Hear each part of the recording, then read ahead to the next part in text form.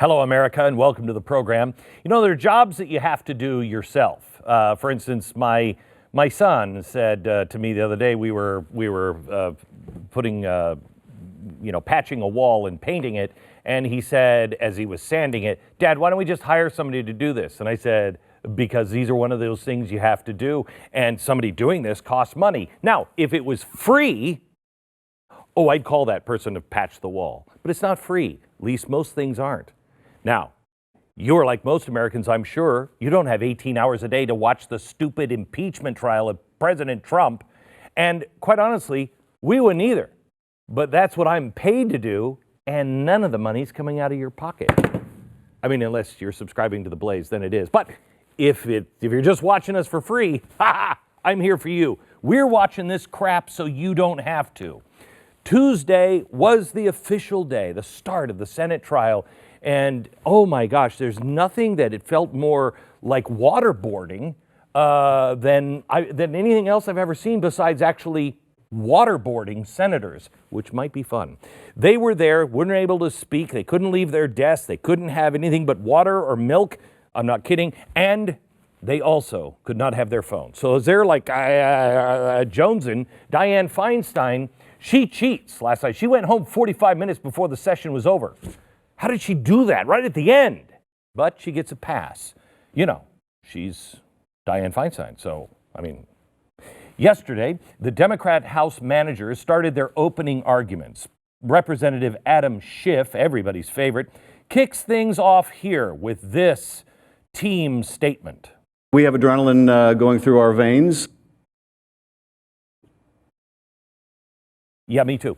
This guy is ecstatic about the moment in history where he is going to kick out the President of the United States. He doesn't even try to mask his contempt for President Trump. Schiff spoke without a break for almost 2.5 hours. Hey, all crazy dictators do that kind of stuff, right? He recapped the charges against the president over and over and over again, reiterating that Trump tried to cheat in the 2020 election by coercing Ukraine's President Zelensky to investigate Hunter and Joe Biden's adventures in Ukraine, which we're going to come back to. The coercing involved withholding military aid to Ukraine and not scheduling a White House visit that Democrats paint as more important to President Zelensky than life itself. And then Schiff said, when Trump got caught, he orchestrated, and I quote, one of the most blatant efforts at cover-up in history, end quote. Wow. Well, if you watched 5 minutes of the House hearings last fall, you heard all of this over and over and over again. What Schiff said yesterday, nothing new. He said the investigations that Trump wanted Ukraine to pursue the Bidens had been discredited entirely. That statement, of course, we know, is not true at all. But then Schiff doubled down on his version of the truth, saying, there are no serious dispute about the facts. Yes, there are. You just haven't let anybody say them. And that this impeachment is, quote, about the Constitution and not politics. Oh, my.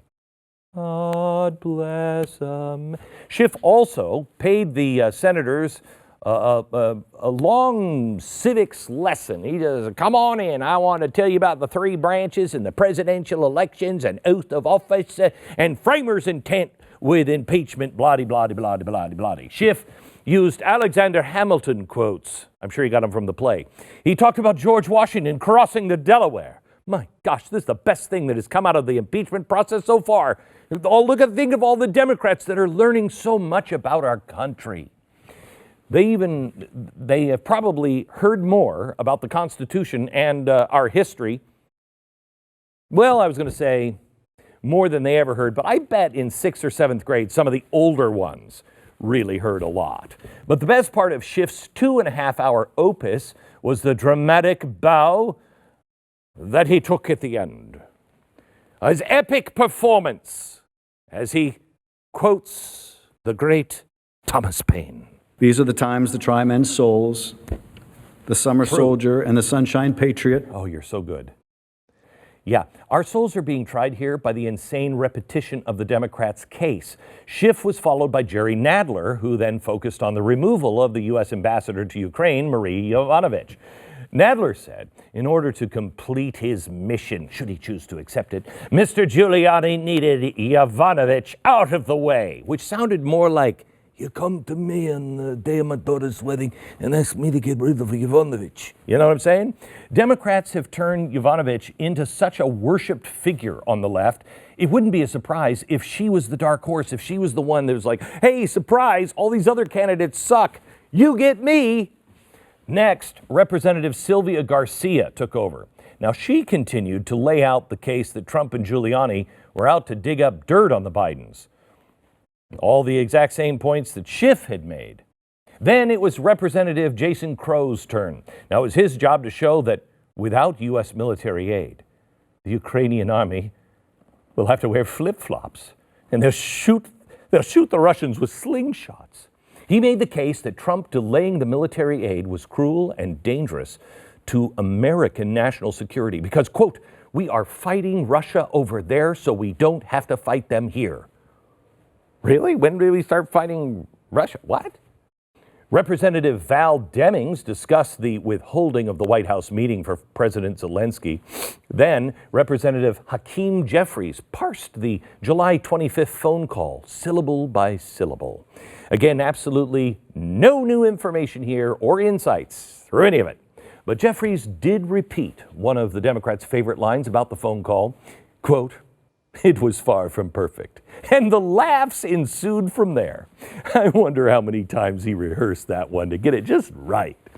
By 7:22 p.m. last night, Adam Schiff, he was back at the podium for another hour-and-a-half session to focus again on how the pro-Ukrainians just couldn't get the White House meeting no matter how hard they tried. Please, sir, just one meeting with your president. He did a lot of dramatic readings, I think lots and lots of text messages. Schiff established that the whole scheme was run through Giuliani and Trump. Then, in case you missed the first 10,000 times they said it, Schiff pivoted once again to President Trump's monstrous, incomprehensible withholding of military aid. He made it sound like the Russian invasion imminent, here on our own shores, unless Ukraine's freedom fighters can keep them at bay using barrels of U.S. cash. Now, by this point, the opening arguments had been going on for, way too long, 6 hours, but Schiff emphasized repeatedly that there was so much more evidence out there. If only the Senate could use their subpoena power to get it. Now, just when you thought things couldn't get more boring, they did. Representative Zoe Lofgren took to the podium for the rehashed information about the withholding of that $391 million of military aid. And then, like Die Hard, that villain who just keeps coming back, Schiff appears one last time to discuss his favorite part of the case, the whistleblower and Trump's alleged effort to cover up all of these shenanigans. Well, after another marathon summary of everything they had already spent the day telling us, Schiff came to his emotional conclusion about the heroes of this impeachment masterpiece. Watch. This ambassador that was so ruthlessly smeared Ruthless. is now a hero for her courage. Oh, my. There is justice in that. But what will really vindicate that leap of faith that she took is if we show the same courage. They risked everything. Their careers. Glory. And yes, I know what you're asked to decide may risk yours too. Something keeps marching on. It was beautiful. It really was. Shut up. Democrats kept saying they have overwhelming evidence, but they also keep saying, we need you to go find us some more evidence. Your evidence is overwhelming, you say. Maybe we'll get the overwhelming evidence in today's day 2 of the impeachment. Oh, it's going to be great, and we'll recap it for you on tomorrow's program.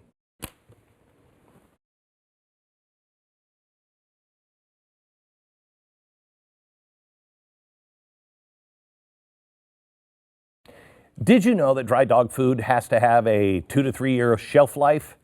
Dry dog food manufacturers sterilize the food when they make it, which kills all of the good stuff in it. You know how you have like that, I don't know, those probiotics and I don't know what they are. Anyway, you're supposed to have a lot of that. Well, dogs are people too. So they're killing all of the good stuff, and they also make it absolutely inedible for the dogs. You take it right out of their ovens and you go, here, have a bunch of this stuff. They won't eat it. They have to spray it with flavor. Let me tell you something. There's something really good for your dog. It's called Rough Greens VitaSmart, and it's not a dog food, but it's a healthy supplement that you put into your dog's food that makes it yummy for them, and it has all of the live nutrients necessary for superior dog health. So here's what you do. You go to ruffgreens.com/Beck and order yours today. My dog loves it. I think the House managers made a very serious strategic error today. Adam Schiff's arguments to open the day today directly drew into question Hunter Biden and made not only his testimony relevant, which it already was, but it is now critical because the House Democrats have built their entire case on the proposition that any investigation into Burisma and corruption was a sham, that it was completely debunked.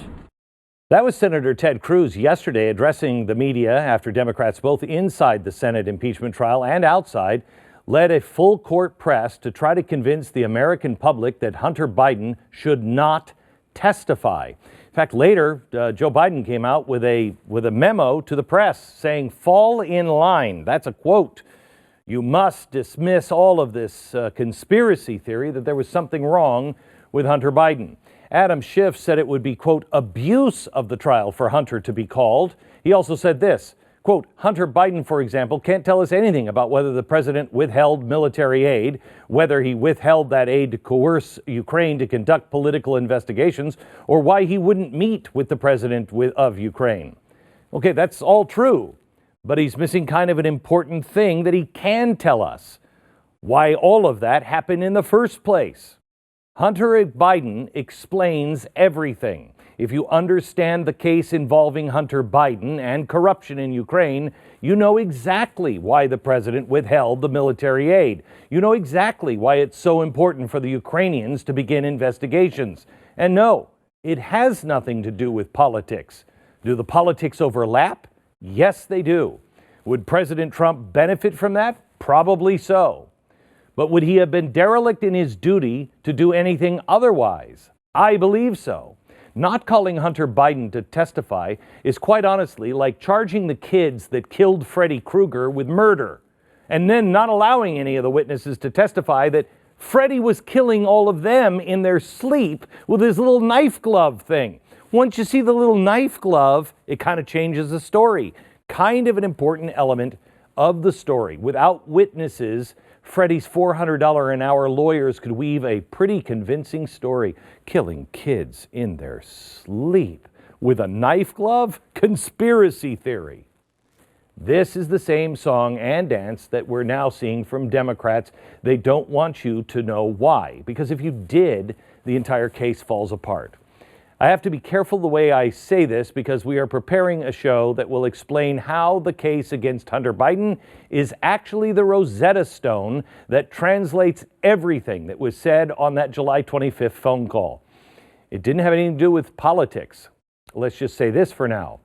It is in our national interest to find that $1.8 billion in missing U.S. tax dollars. No matter how many times the Democrats and the media try to say it, the case against Hunter Biden is debunked. It hasn't been. With me now to help explain this is the author of the book that has just been released yesterday, Profiles in Corruption, an absolutely must read by Peter Schweizer. Hello, Peter. How are you? I'm great, Glenn. Good to be with you. Good. I want to let me start here. Joe Biden said that it is journalistic malpractice if the journalists don't reiterate that all of this is a conspiracy theory and it's all been disproven. Could you respond to that? Yeah, Glenn, I mean, the Hunter Biden story is the oldest story in Washington, D.C. It's follow the money. All of these networks, all of these newspapers have for years run stories, legitimate stories about how a congressman has a fundraiser, oil companies give him money, and then he introduces legislation to benefit the oil company. I've worked on those stories with CNN and other networks. This is a story like that times 20. You've got a foreign company that's corrupt, Burisma, that is giving Hunter Biden $1 million a year to sit on their board. He has no qualifications. He has no background. And Glenn, the timing to this is key. This is not just kind of a lazy story about a family member getting money. Remember, February of 2014, Putin moves Russian forces into Crimea. In March of 2014, President Obama says Joe Biden is going to be our point person on all policy towards Ukraine, all aid. Within 3 weeks, Burisma has put the son of that point man on the payroll. That speaks to itself what this is all about, and they just don't want to discuss this because they know the evidence is so damning. And the Ukrainians, there are twofold benefits. One, the corrupt oligarchs and those who are corrupt know that there's all kinds of money that will be coming their way because of this. But the government does what it says because it needs military aid. And at that point, we're not giving them any military aid. We're helping them with corruption, but we're also giving them blankets. So now they're making the case that this is dangerous. I mean, they're on the front lines of war. They were actually in a hot war at the time that this was going down, right? They had him over a barrel. And Barack Obama said to Joe Biden, you're going to decide how the aid is doled out. So you not only had the loans that were going to the Ukrainian government, the $1.8 billion that ended up missing, you also had USAID, the United States Agency for International Development, was initiating a program to help energy companies in Ukraine. Well, if you're Burisma, you want to be first in line to benefit from that program. They did benefit from that program. So why not put the vice president's son on the payroll? This is just obvious to the average American. Most Americans see this for what it is, but you've got people in Washington, D.C. who want to pretend this is no big deal. And it's a huge deal. And I think they're making a big mistake to saying we're just going to put this under the rug and the problem will go away. It's not going to go away. And because it's not just about Hunter Biden, there's a missing $1.8 billion in U.S. aid. And we don't know where it went, which leads to corruption, which leads to President Trump. Before any of this started, when they said, Mr. Trump, you got to reach out to the Ukrainians, he said, I don't want anything to do with them because they're all corrupt. Because of this, he knew they were all corrupt. I don't want anything to do with them. Their money will go into a black hole. Isn't that a responsible thing to do? Yeah, absolutely. Look, I think that Trump's phone call with Zelensky was completely legitimate. And one of the things that's been overlooked by the media is a very simple fact. Zelensky is elected leader of Ukraine. Who is his chief financial backer? You can find this in any news outlet. It's a Ukrainian oligarch named Kolomoisky. Well, there's a lot of evidence that Kolomoisky is involved with Burisma. So think about this, Glenn. You've got the president of the United States talking to the president of Ukraine, concerned about corruption, and the chief backer of the Ukrainian leader is one of the people that is potentially involved with paying Hunter Biden. Of course, he needs to raise it directly with the president of the country because he knows it's not going to be handled any other way. And isn't Kolomoisky, he's involved with Burisma, is he the same oligarch that is tied directly to Private Bank? Yes, he owned Privat Bank. That's absolutely correct. Okay. Yes, and that's where the money disappeared. The USA dollars just disappeared. And there's compelling evidence from Ukrainian anti-corruption officials that Kolomoisky and people around Kolomoisky just created hundreds of LLCs, and the money just melted away and disappeared. All right, Peter is under the clock, so thank you, Peter, for joining us. By the way, he was joining us from Mark Levin's studio. And you can catch more of Mark Levin at blazetv.com. I want to thank Mark and his crew for making the time for Peter to do this. Also, you can watch Peter on Mark's show on his Fox News program, Life, Liberty, and Levin. It will air this Sunday. But let me just go over this. Peter is a guy who he's written 2 books about this. One in 2018, Secret Empires, and this latest book that he has out right now that is unbelievable. And the charges are laid out clearly, and it's a book with over 100 pages. A third of the book is just footnotes, a third of the book. Now, why would you do that? Well, because you have to present the evidence, and you also have to prevent any lawyers suing you. No publisher would ever publish 1, let alone 2 books with these charges if you couldn't back them up with facts, which makes this memo even more disturbing. This is from the Biden campaign yesterday to all reporters and editors. This effort by President Trump to weaponize foreign and national security policy and in an attempt to coerce a foreign country into lying about a rival presidential candidate must stop. This effort by the president is the reason why he's the 3rd U.S. president to be impeached.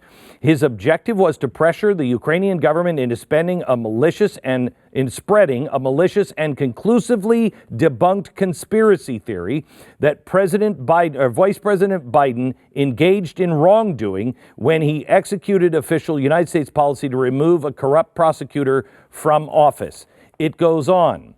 Any media organization referencing, reporting on, or repeating these claims must state clearly and unambiguously that they have been discredited and debunked by authoritative sources, including America's European allies, the IMF, really? Leading figures of Ukraine anti-corruption community, and even the Republican members of the House and Senate and Trump administrations testifying under oath. It is malpractice to ignore this truth. It is not Democrats or the Bidens who say GOP's claims are wrong in this regard. It's everyone who isn't gaslighting for Donald Trump.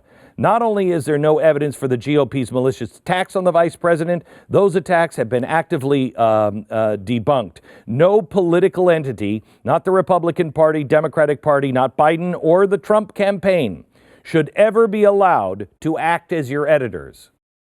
Except here's 3 pages saying what you can and cannot say, what you must say, or it is journalistic malpractice. If you've watched any of our specials, you tell me where that malpractice is. Not one media source has taken this program or any of those facts on head on. Not one. If you're going to call us a liar, Joe Biden, perhaps you should back it up. You're not dealing with the usual run-of-the-mill liar politician. They're all lying. We look for the truth. Bring it on. It's malpractice and borderline, no, it's full treason of the truth. You are a traitor to the truth. Go ahead. Show me where we're wrong. You could have a staff member do it. Show me where we're wrong. Back in a minute. All right. Now that I've calmed down just a little bit, let me tell you a little bit about getting your finances in order. Real estate right now, if you bought a home in 2018, if you refi today, you're going to save hundreds of dollars every month. Hello?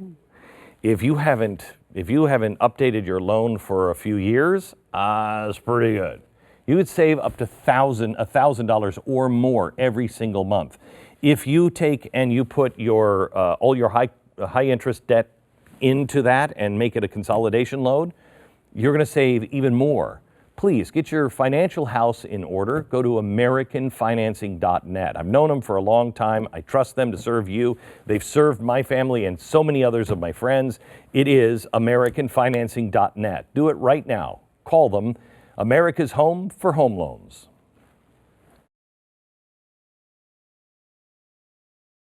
it's so crazy. I just figured it out. You know what was marching on? You know, his truth keeps marching on, which is dead today, at least in the Senate chamber. So nothing's marching today. See you tomorrow. Good night.